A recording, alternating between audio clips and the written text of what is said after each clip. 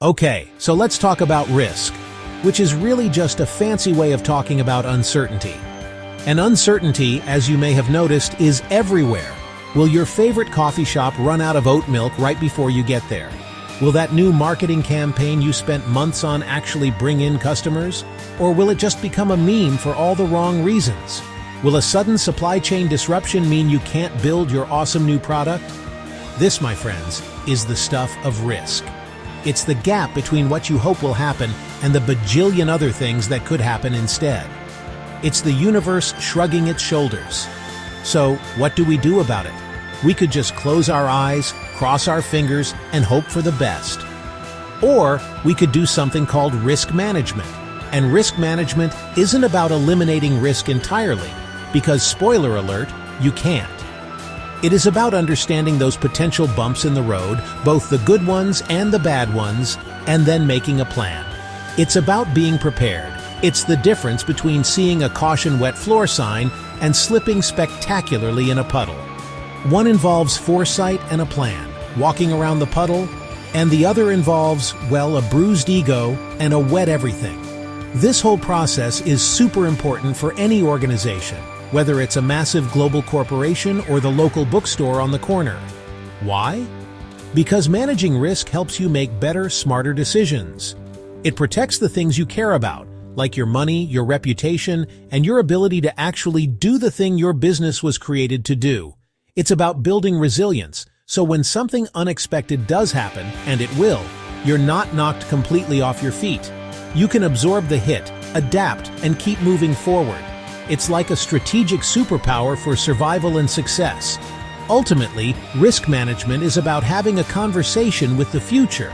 You're asking, "Hey future, what you got for me?" And then you're creating a playbook for the various answers it might give. It allows an organization to confidently pursue its goals, knowing it has a system in place to handle the curveballs. It's not about being pessimistic. It's about being a prepared optimist. It's about looking at the vast, chaotic world of possibilities and saying, all right, I've got a plan for that. And that, right there, is an incredibly powerful position to be in. So if we're going to manage risk, we need a game plan, a set of rules.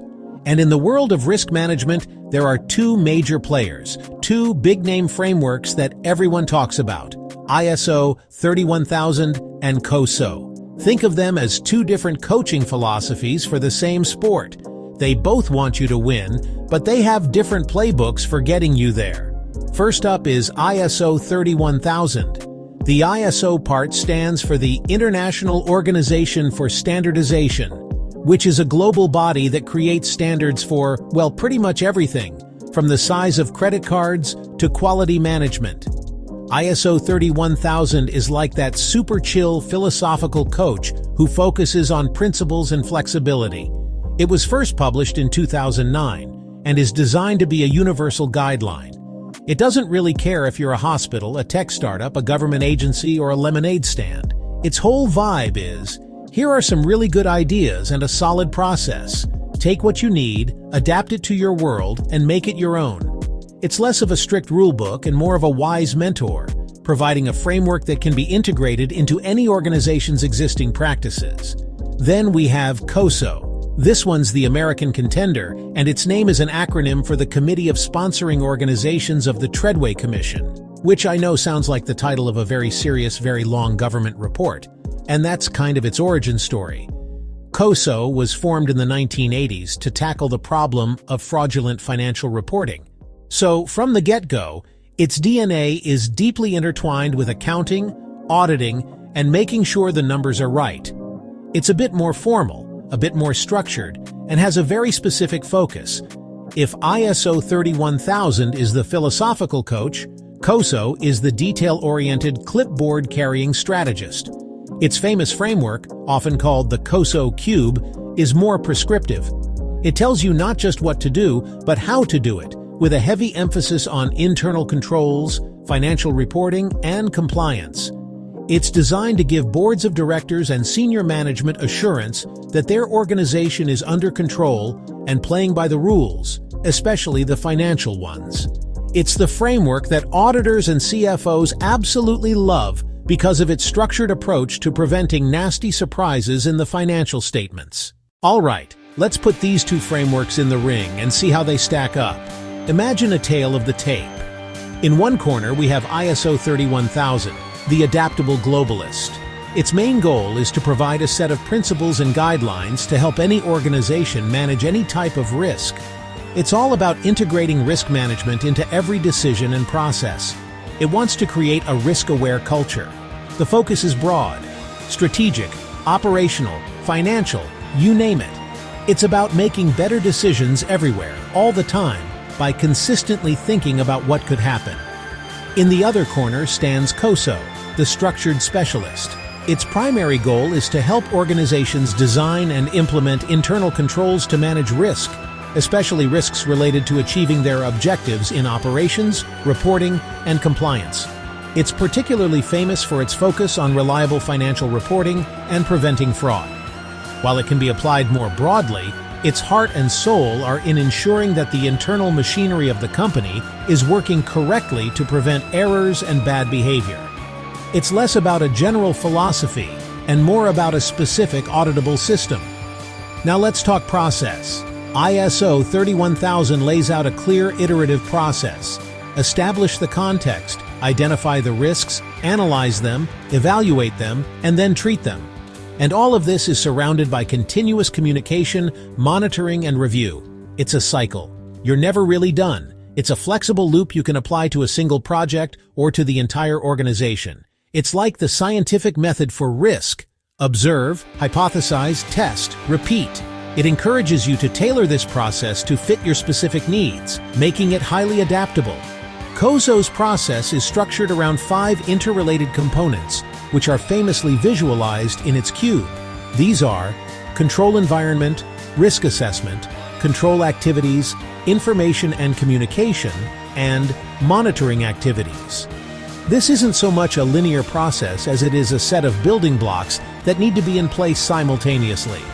The control environment is the foundation, the ethical tone from the top. Then you assess risks, put controls in place, communicate everything, and monitor it all. It's a more rigid, comprehensive structure designed for formal assurance. To really get the difference, let's leave the world of theory and visit 2 very different places, a trendy little coffee shop and a big city hospital. First, the coffee shop, the daily grind. The owner is worried about a few things. What if her star barista quits? What if a new competitor opens across the street? What if the price of ethically sourced coffee beans skyrockets? She decides to use the ISO 31000 framework because it's flexible and intuitive. She doesn't need a massive formal system. She needs a way of thinking. Following the ISO process, she first establishes the context. She's a small business focused on quality and community. Then she identifies risks like staff turnover and supply costs. She analyzes them. Losing her barista would be a huge hit to customer experience. She evaluates this risk as high priority. Finally, she treats it. Her treatment plan isn't a 100-page document, it's a conversation. She decides to offer her barista a small raise and professional development opportunities, like a course on latte art. She's managing risk by making it part of her daily decision-making. Now let's head over to City General Hospital. This place is a universe of complexity. They handle sensitive patient data, deal with life or death situations, and have to comply with a mountain of healthcare regulations like HIPAA. They also have a massive budget and are accountable to a public board. For them, the COSO framework is a much better fit. They need structure, they need clear internal controls, and they need to prove to auditors and regulators that they are managing their risks responsibly, especially concerning patient safety and data privacy. The hospital uses COSO's 5 components. They establish a strong control environment with a board committee focused on ethics and patient safety. For risk assessment, they systematically identify risks from surgical errors to cybersecurity breaches. They implement control activities like mandatory hand-washing protocols, checklists for surgeries, and dual authentication for accessing patient records. They use the information and communication component to train staff on these protocols. And with monitoring, they have internal auditors constantly testing these controls to make sure they're working. The structure provides the assurance a high-stakes organization like a hospital needs. So, after all that, which framework wins? The answer, which is a bit of a cop-out but also the absolute truth, is it depends. There is no single best framework for everyone. The real question isn't which one is better in a vacuum, but which one is the right tool for your specific job. It's like asking whether a hammer or a screwdriver is better. It depends entirely on whether you're dealing with a nail or a screw. The choice between ISO 31000 and COSO comes down to your organization's culture, industry, size, and specific goals.